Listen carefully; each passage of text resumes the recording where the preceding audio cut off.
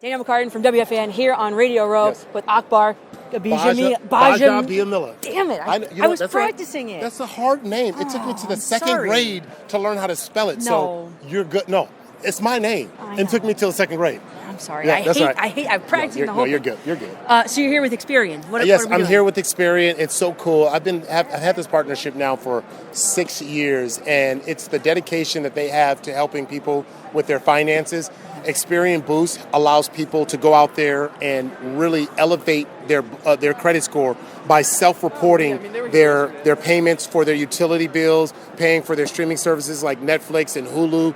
But now there's this really cool feature that allows, Experian has to help people get rid of unwanted subscriptions. We all have it. If you go through your phone right now, I bet you have like 6-7 pages, and you start looking at those apps, and you're like, I don't know what that app is, right? And some of those apps that you don't know what that is, they're also charging you monthly. And so on average right now, we're seeing that a lot of people are spending about $1,000 a year on unwanted subscription.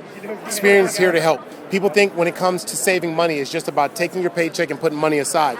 But it's also maybe really taking a really good look at what you're spending on and maybe saying, hey, look, this is unwanted. We don't need this. I'm not using it anymore. And so I'm really, really excited about this because this is stuff, I think, in this new digital age where everything is no longer cash, right? There's not getting a paper report and say, here you go. It's just this. It's on your credit. And how many of us are going back and checking our credit statement our credit card statement and see how much we're spending on it? So this is really cool. I'm very interested. Sign me up. Let's do it. Yeah, let's do it. Seriously, though. And you wear a lot of hats. American Ninja Warrior, NFL Network, former player. Yes. I've been here for 2 days. No one has helped me break down X's and O's of this game. Okay. So if we are looking at, I don't know, the best matchup, the most intriguing matchup, X's and O's wise, what would that be? I think I look at the trenches. I play defensive line, and I look at that, and so it's easy for me to go there. But I also think it's a story that a lot of people are kind of maybe perhaps overlooking. We heard the name Jalen Carter and what he's been able to do for the Philadelphia Eagles. But I think there's this interesting mix in this matchup between the Kansas City Chiefs left guard in Mike Caliendo and Joe Thuney, who's over there, is playing the left tackle. He moves from the guard out to tackle. Those are two different techniques. Very hard to do. But Thuney has really elevated himself and rise to the occasion. But it's Caliendo, who's once a practice squad guy, has kind of gone through his ups and downs. He's now playing in the biggest game of his life, going up against perhaps one of the preeminent defensive tackles in the league right now at such a young age. And Jalen Carter, his success is going to have a lot to do with Patrick Mahomes being able to get the run game going with Pacheco and Hunt, and also to be able to throw those quick passes.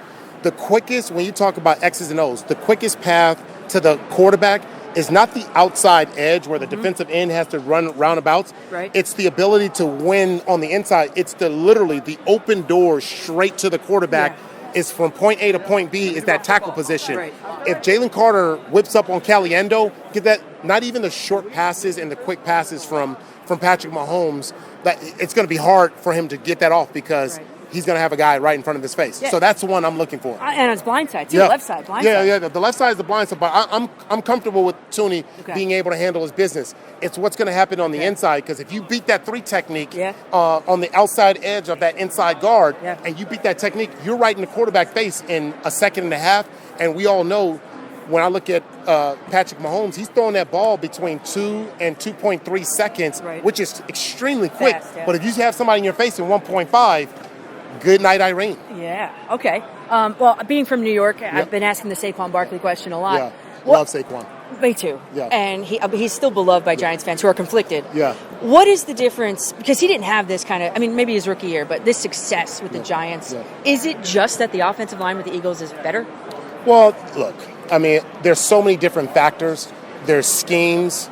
There are the surrounding supporting cast. There's your quarterback. If you don't have a quarterback that is any sort of a legitimate threat, it's very easy to focus in on that. So I think it's a combination of things. It's not just one thing. But I also think, too, there's this quiet belief. Like, if you think about letting a talent like Saquon Barkley out of your organization, somewhere in there's a deep-rooted belief that he's 27 years old, he's getting older, maybe not have it anymore, doesn't have the production. That was the conversation coming out. In fact, with me being with the NFL Network, I said early that I was big fans and was huge on Saquon Barkley and Derrick Henry. And there were people that was snarky towards me. And I'm like, oh, it sounds like you're picking guys from, the year 2020, like you're picking the old guys who used to be good. And I'm like, no. What my eyes tell me are these guys can play football. Right. And so many people were freaking out like, oh my gosh, what is this guy talking about? He's saying Saquon Barkley and Derrick Henry. Well, yeah. And now everybody erases that and go, oh yeah, we already knew these guys were good and what they're doing is special. No, you didn't. No, you didn't. Because y'all all came at me. You guys doubted me when I said that these guys were really, really good. And so I think there is a belief that he was done. And now you see this and it says, A, Howie Roseman did an amazing job of believing in his gut and saying Saquon has a lot to offer. And B, that Saquon Barkley is a difference maker.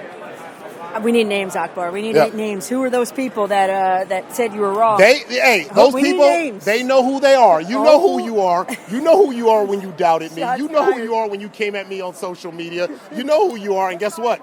You're the same person saying, I love Saquon Barkley. You're the same person sitting on you're thinking, oh, look, I've said no, you didn't say that all along. No, you didn't. No, you didn't. All right, final one. Now, we talked about what it means for Howie Roseman and the Eagles. What kind of I don't want to say the word indictment, but statement is it on Joe Schoen that he let him walk through the door, a guy that, not him, but the Giants drafted? I think, look, I don't want to take a shot at Schoen. I think what happens is that when you're in the scouting, here's something I'll tell people. When you're in that general manager, in that scouting room, in that scouting position, it is very, very easy to not want to be the guy that is isolated and goes out on a limb and say, I like this guy. I've had coaches who I've played for.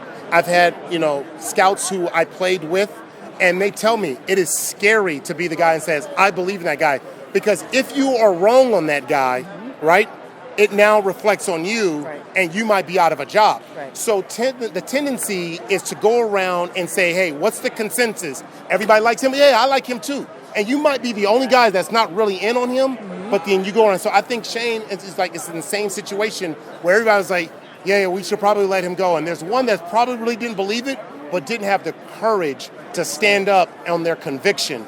And sometimes conviction can be very, very scary, especially when you're around a lot of people who aren't courageous. You know what I mean? And everyone else is going, and they buy into the hype because there are other people too within the organization that will talk behind your back and say, this person doesn't know how to scout anymore. This person doesn't know what they're doing. And everybody gets really, really nervous. And I think that's how those things happen. So I'm just peeling back the curtain a little bit because you think, this scout is really good. They know how to, no, they're real human beings. They've got, and it is a 50-50. A guy can be really good and the guy can be really bad. But, you got to trust your eyeballs. Last question. Best quarterback coming out of the draft is? Shedeur Sanders. Is he, though? Is he actually? Yeah, he is. Okay. In fact, I know this firsthand. First off, I go back with Dion when we worked together at the NFL Network, and my wife and I traveled out when he started Prime Academy. And I remember going out, and he started his whole thing in his football program and whatever, and to see Shedeur as a young age, but also to see the maturation.